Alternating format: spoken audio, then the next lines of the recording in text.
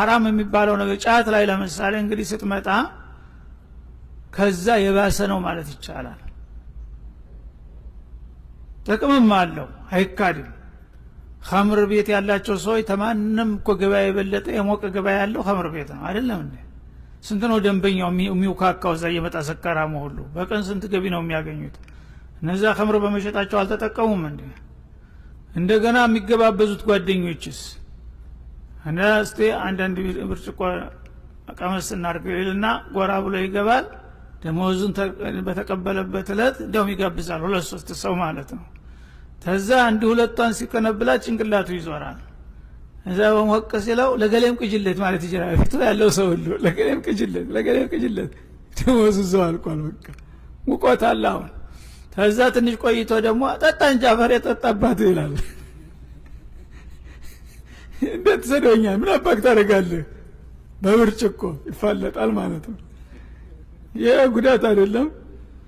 ከዛ ሲሰክር ሌባው ደግሞ የተረፈች ላት እቤት ሲገባ ምንም ነገር የለም። ይሄ ነው ጉዳቱ። እንደ ወደ ጫቱም ስትመጣ እንደዛው ነው። መጀመሪያ የሀድራ መሳሪያ እየተባለ ይገባል ማለት ነው። ጣኑ ይጤሳል፣ ቄጠማ ይጎዘጎዛል፣ ምን ይላል ማሻአላህ አልባባሎ። ከዛ በኋላ ግን ሰማይ መሬቱን የመለክ ይመስለዋል ሲሰክር ማለት ነው። እዛ አላህ ያርግላችሁ የማያለ የነበረው አድርጌልሃለሁ ይላል። የሞቀው ሲሰክር ማለት ነው። አድርጌልሃለሁ እንካ ተረከብ ይላል። ለራሱ መች ተረከበና መጀመሪያ የሌለ ይሸጣል። ይኸው ገበያ እንኳ የሌለን አትሽጥ እየተባለ ነው። እንካ እንደው ሱቁንም ተሳቢ እስተድም ወርቄው እስተንትኑ ሰጥቻለሁ። አሚን አሚን ተንበርክኮ ጠዋት ሲወጣ ምንም ነገር የለም። ጫፍ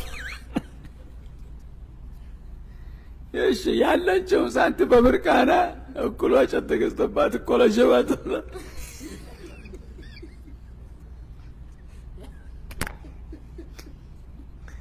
ስለዚህ ጥቅም አለው። ጥቅም ካለው እሺ ለትንሽ ጥቅም ለምን ብዙ ኪሳራ ውስጥ ትገባለህ ነው። ይሄ ህክማ ነው። አላህ በግልጽ ያስቀመጠው ነገር ነው። ጥቅም የሌለው ነገር መቼም ሰው መጀመሪያውንም አያረገውም አይለምደውም እኮ። ግን ለትንሽ ጥቅም ብለህ ከባድ ኪሳራ ውስጥ አትግባ። አቅልህን አትጣ፣ ዲንህን አትጣ። በጣም ክቡር የነበርከው ሰውዬ የሰካራም መጣ እየተባልክ መሳለቂያ መሆን የለብህም ነው የሚለው አላህ Subhanahu Wa Ta'ala። እና ያ ነገር እንግዲህ ከዚህ ተጥቅምና ተጉዳቱ አኳያ ሲታይ ጉዳቱ ያመዘነ ነው።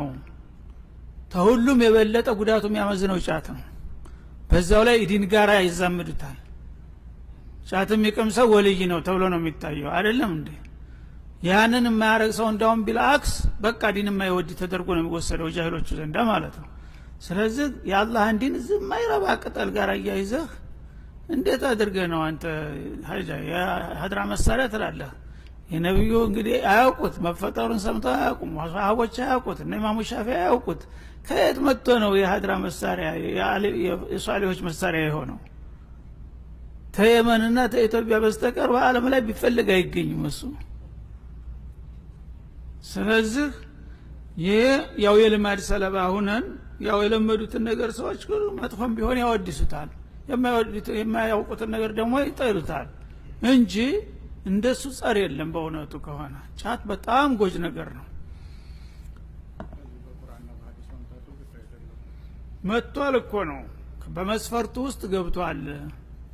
መስፈርቱ ውስጥ ኸምር የተከለከለባቸው ምክንያቶች እሱ ውስጥ አሉ ነው እኮ። ስሙ መጠራት ላዚም አይደለም እያልኩኝ እኮ